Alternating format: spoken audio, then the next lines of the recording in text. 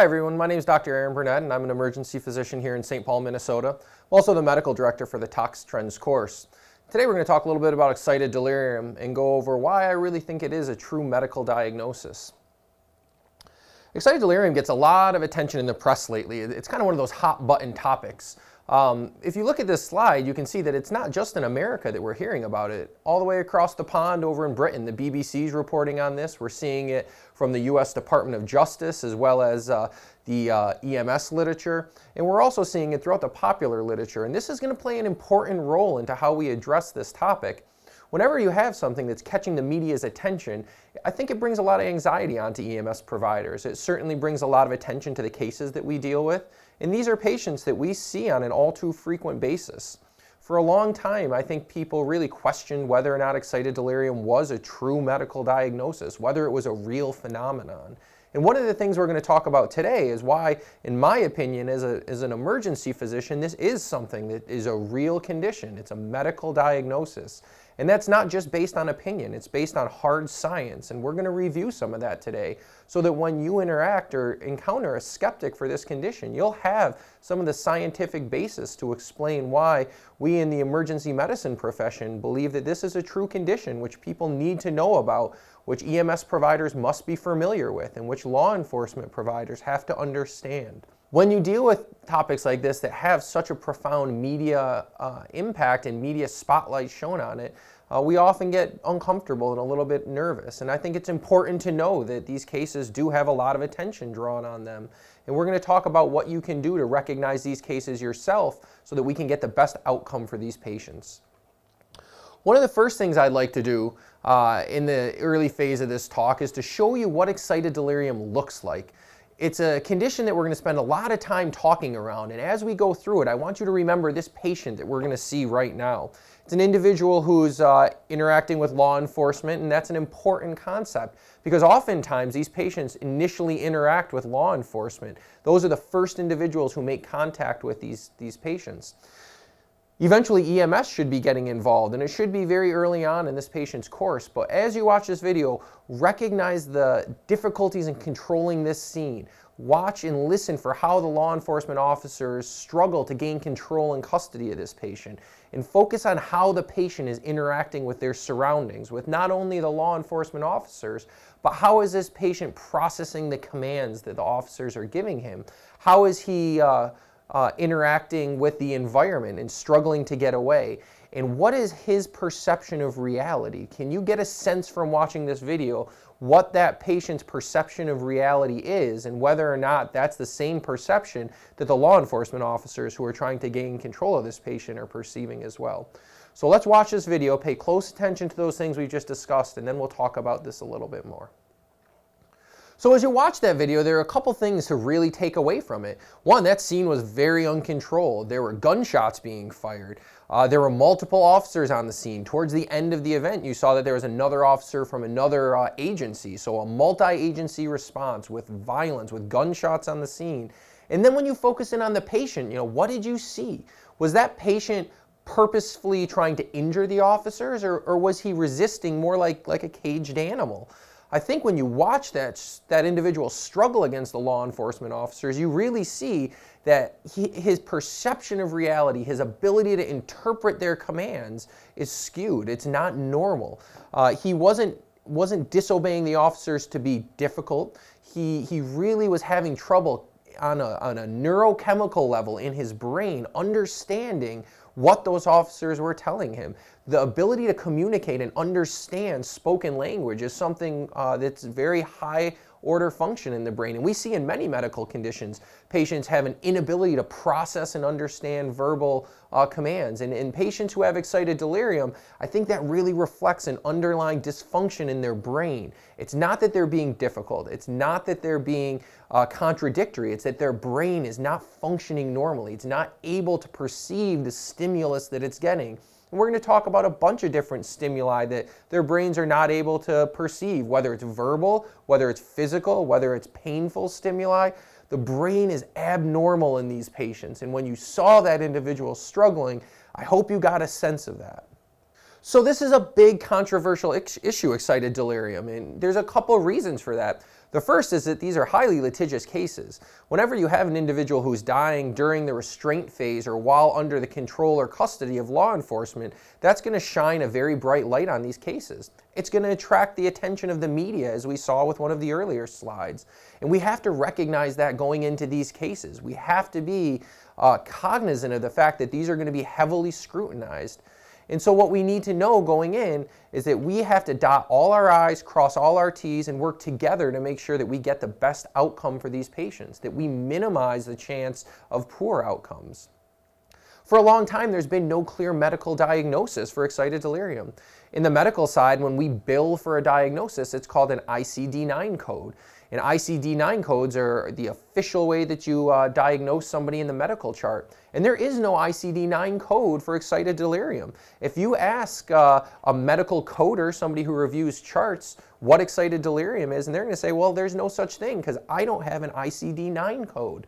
But as with many things in medicine and science in particular, it takes time for the establishment to catch up to the cutting-edge developments. And excited delirium is really a cutting-edge development. We've developed some science to describe what's happening in the brain of these patients, and we're going to talk about that. And these patients are often succumbing to cardiac arrest after there's been a long struggle, after there's been a significant amount of difficulty in gaining custody of these patients. Oftentimes, less lethal methods are employed to gain custody. Conducted electrical weapons, such as the taser, less lethal projectiles like beanbag rounds. There's also many cases where these individuals are gained control and custody of with firearms. They're often very violent situations. Think back to the case that you just saw. Those are uncontrolled, violent patients. There were gunshots in that scene. So unfortunately, oftentimes these individuals who, because of their neurochemical dysfunction, are unable to follow commands or unable to process verbal stimuli, unfortunately, there's a higher rate of firearm use to gain control with lethal methods of these patients. So taken together, these issues, these controversies, really make these highly litigious cases. They draw media attention, and there's something where we all have to really be working as a team to make sure that we minimize the risk of a bad outcome. So going back to the idea that this is not a formal medical diagnosis, in the House of Medicine, we don't all agree on things all the time. This is a psychiatrist from Canada who did a 6 or 7 minute video clip describing why he didn't think excited delirium was real. He talks about how he's never heard the term, how it's not a formal medical diagnosis. We don't have an ICD-9 code for it.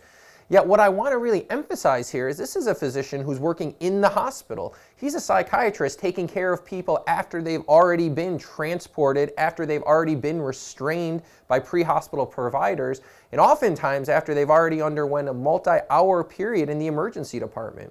Physicians who take care of patients in the hospital don't necessarily know what it's like to take care of patients in the streets. Think about physicians you've interacted with on the scene of your medical and law enforcement jobs. Are they very helpful all the time? And I would argue what I've seen is no. It's emergency physicians, it's pre-hospital and EMS medical directors who are out in the streets seeing these individuals in their most decompensated states before they've been restrained, before they've been sedated. By the time these individuals get to the hospital and get upstairs to the psychiatry or medical floor, they're already under control. They've been administered often very large doses of sedatives. They have IV lines established. Multiple other causes of their altered mental status, such as low blood sugar or head trauma, have already been evaluated. So I'm not surprised that this physician who works in the hospital doesn't believe in excited delirium, because I don't think he's ever seen it. He's probably telling the truth, but that's because he's never been out in the streets. He's never been in a crack house trying to restrain one of these individuals while they're hallucinating and sweating and hyperthermic and medically unstable. So when you hear from people who tell you this isn't real, ask yourself, do they really interact in a profession or in an environment where they'll see these patients in their most decompensated states? Because those of us who work in the pre-hospital side, that's when we encounter these patients, is when they're decompensated, when they're unstable, when they're critically ill. And so take with a grain of salt when you hear certain individuals telling you that this isn't real. Ask yourself, are they in a position where they would ever see these patients? So what is excited delirium? I've kind of tried to set the stage a little bit for the controversy that goes into this, for the medical legal risk that these cases bring. And now let's delve into sort of the medical aspects. So what is excited delirium?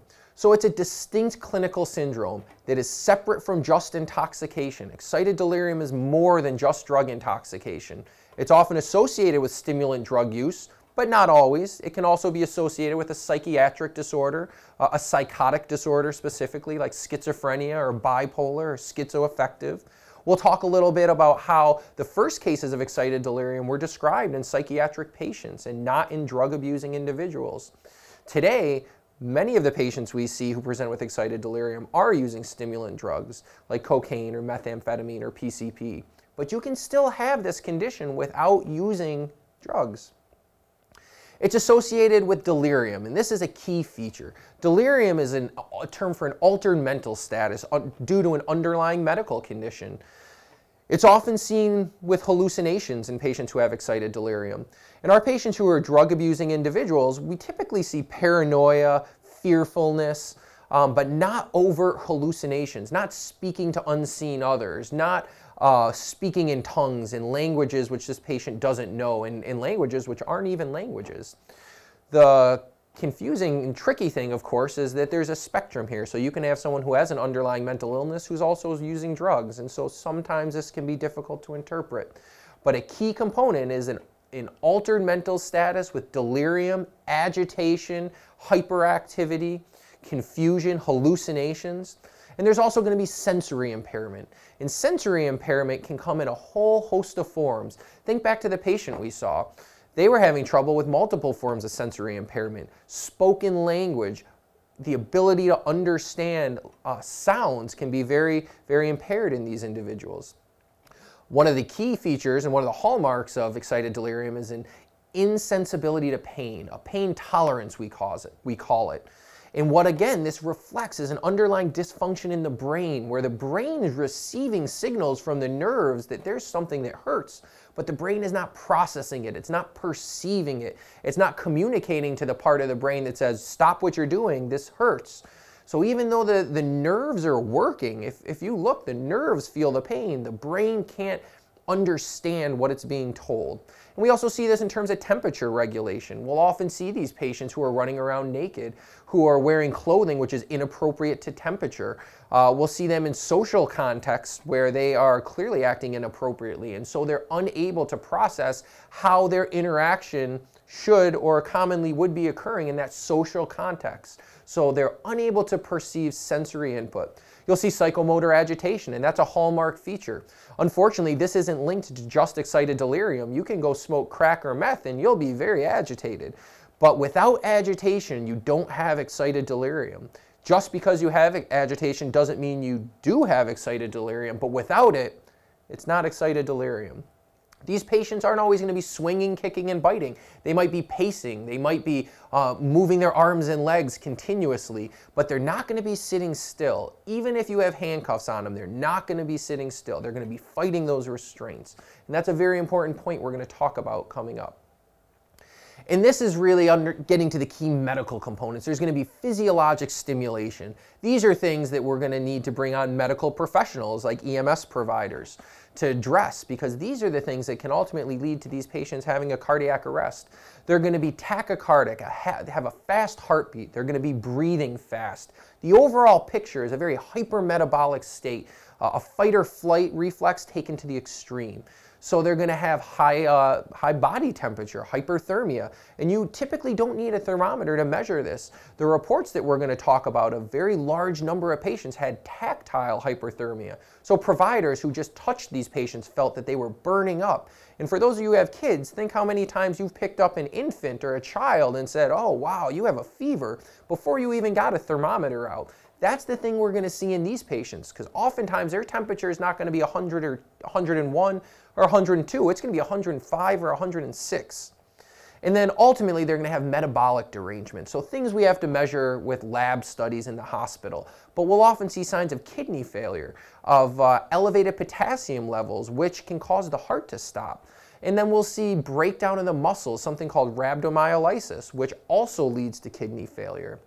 And then one of the key fundamental metabolic derangements that we'll see in these patients is metabolic acidosis. Their blood will be turning to acid. Oftentimes, if you take an arterial blood gas in these patients and look at it, the blood is so acidic that it would, just looking at the numbers, you would think this is someone who's been in cardiac arrest for a couple minutes because their blood is so acid. And so that's one of the hallmark fundamental things that we need to address from a medical side so that we can prevent these patients from going into cardiac arrest.